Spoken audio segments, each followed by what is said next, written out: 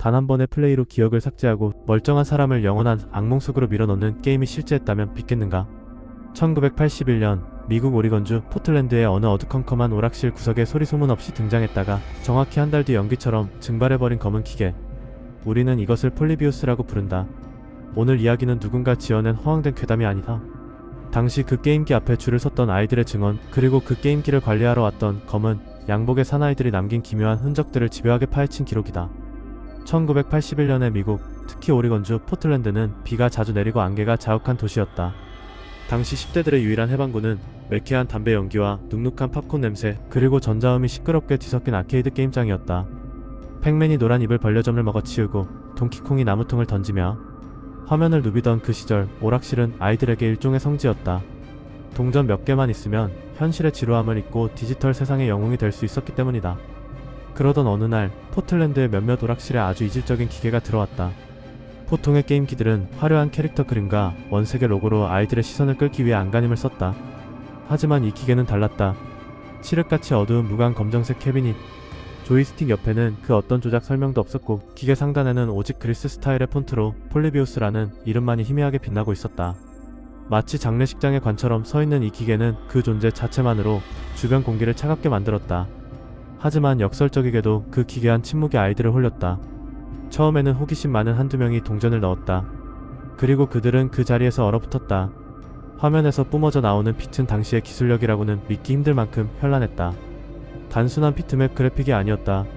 기하학적인 벡터 그래픽이 쉴 새 없이 회전하고 팽창하며 플레이어의 시신경을 직접 타격하는 듯한 움직임을 보였다. 소문은 포틀랜드 전역의 중고등학교로 산불처럼 번져나갔다. 어느 오락실 구석에 있는 검은 기계를 해봤어? 라는 말이 유행처럼 돌았다. 불과 며칠 만에 폴리비우스 앞에는 긴 줄이 늘어섰다. 그런데 그 줄의 풍경은 팩맨이나 갤러그 앞의 풍경과는 사뭇 달랐다. 보통 아이들은 뒤에서 구경하며 떠들고 친구가 죽으면 놀리기도 한다. 하지만 폴리비우스 앞의 아이들은 마치 종교의식을 치르는 신도들처럼 침묵했다. 그저 앞사람이 멍하니 화면 속으로 빨려 들어가는 모습을 지켜볼 뿐이었다. 게임 플레이 장면은 더욱 기이했다. 화면 중앙에서 뿜어져 나오는 나선형의 빛과 귀를 찢는 듯한 고주파의 전자음. 플레이어들은 조이스틱을 움직이고 있었지만 그들의 눈은 깜빡임조차 잊은 상태였다. 그것은 게임을 즐기는 표정이 아니었다. 무언가의 뇌를 해킹당하는 사람처럼 초점 없는 동공만이 화면의 번쩍임에 따라 수축과 이완을 반복했다. 오락실 주인이 영업을 마감하려 조명을 끄고 나가라고 소리쳐도 아이들은 기계에 본드를 붙여놓은 듯 떨어질 줄 몰랐다. 심지어 서로 먼저 게임을 하겠다며 주먹 다짐이 오가는 일은 예사였고 게임기 앞에서 오줌을 지르면서까지 자리를 지키려는 아이도 있었다. 이것은 단순한 중독을 넘어선 광기였다. 광기의 대가는 처참했다. 폴리비우스를 플레이한 아이들에게서 공통적인 신체적, 정신적 이상 증세가 나타나기 시작했다. 가장 먼저 찾아온 것은 극심한 불면증이었다.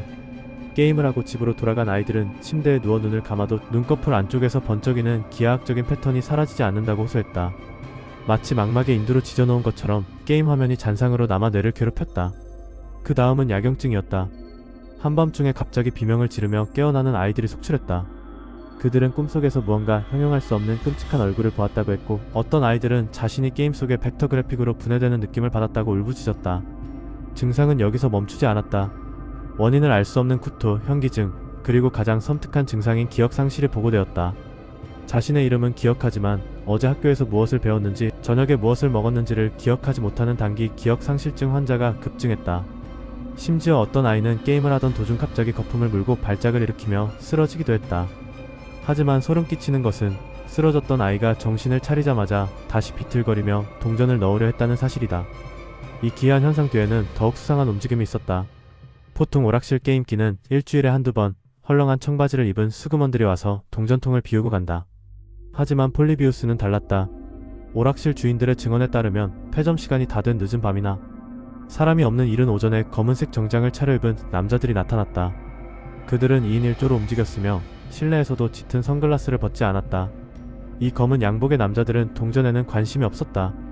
그들이 하는 일은 기계 뒷면의 잠금 장치를 열고 그 안에 있는 정체불명의 데이터 기록 장치를 꺼내거나 무언가를 적어가는 것이었다. 오락실 주인이 말을 걸어도 그들은 묵묵부답으로 일관하거나 국가 보안 사항이니 상관하지 마십시오라는 짧고 위압적인 대답만을 남겼다. 그들은 게임기가 얼마나 돈을 벌었는지를 체크하는 것이 아니라 게임이 인간에게 미치는 어떤 데이터를 수집하고 있었다. 플레이어들의 뇌파 반응, 발작 빈도, 게임 플레이 패턴 같은 생체 데이터를 말이다. 이때부터 포틀랜드 뒷골목에는 흉흉한 소문이 돌기 시작했다. 폴리비우스는 단순한 게임기가 아니라 미국 정부, 정확히는 CIA가 비밀리에 진행하는 마인드 컨트롤 실험 도구라는 소문이었다. 당시 미국은 냉전의 정점에서 소련과의 심리전 정보 우위를 점하기 위해 혈안이 되어 있었다. 이미 1950년대부터 70년대까지 MK 울트라라는 이름하엔 민간인을 대상으로 환각제 투여나 세뇌 실험을 자행했던 전력이 있는 그들이었다. 사건은 1981년 말이 되면서 절정으로 치닫는다. 부작용을 호소하는 아이들의 수가 감당할 수 없을 정도로 늘어나고 학부모들의 항의가 빗발치려는 찰나였다. 마치 누군가 스위치를 내린 것처럼 포틀랜드 전역에 퍼져있던 모든 폴리비우스 기계가 하룻밤 사이에 자취를 감췄다. 어떤 오락실 주인은 아침에 문을 열어보니 기계가 있던 자리에 뽀얀 먼지만 남아있었다고 했고, 어떤 목격자는 새벽에 번호판 없는 검은 트럭들이 오락실 앞을 돌며 기계들을 짐짝처럼 싣고 어디론가 사라지는 것을 보았다고 증언했다. 그토록 아이들을 미치게 만들었던 게임기는 마치 처음부터 존재하지 않았던 것처럼 깨끗하게 세상에서 지워졌다. 남은 것은 오직 사람들의 머릿속에 각인된 공포와 몇 가지 흐릿한 단서뿐이었다. 그 중에서도 가장 흥미로운 단서는 바로 폴리비우스라는 이름 그 자체다. 폴리비우스는 기원전 2세기의 그리스 역사가의 이름이다.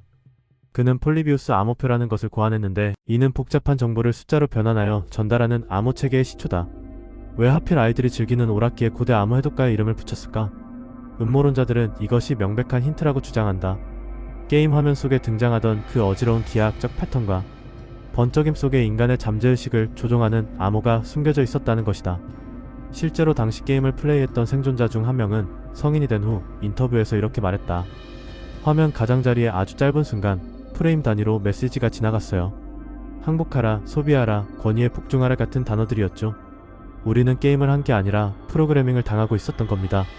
수십 년이 지난 지금 이 전설은 인터넷이라는 거대한 신경망을 통해 다시 부활했다. 1998년 코인엇ORG라는 아케이드 게임 데이터베이스 사이트의 한 제보자가 폴리비우스에 대한 구체적인 기록을 올리면서 전 세계 미스터리 마니아들을 열광시켰다. 그는 롬파일의 존재 가능성을 언급했고, 실제로 폴리비우스의 게임 플레이를 재현했다고 주장하는 영상들이 유튜브에 쏟아져 나오기 시작했다. 하지만 그 영상들을 볼 때는 주의해야 한다. 재현된 영상들조차도 보고 있으면 구토감을 느끼거나 심한 두통을 호소하는 사람들이 댓글창에 넘쳐나기 때문이다. 과연 그것이 단순한 플라시보 효과일까, 아니면 모니터 너머로 전송되는 어떤 코드가 여전히 우리 뇌의 취약한 부분을 건드리고 있는 것일까?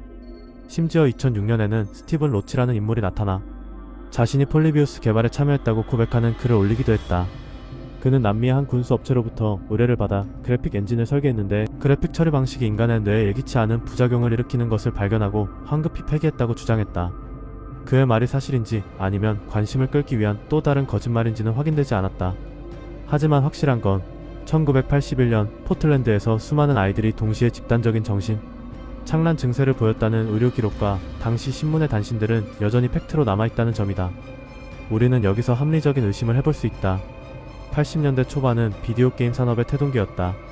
개발자들은 더 화려하고 더 자극적이고 더 중독적인 화면을 만들기 위해 인간의 인지 능력을 극한까지 시험하는 그래픽 기술을 시도했을 것이다. 그 과정에서 우연히 혹은 의도적으로 뇌전증을 유발하거나 뇌파를 교란시키는 주파수를 찾아냈을지도 모른다.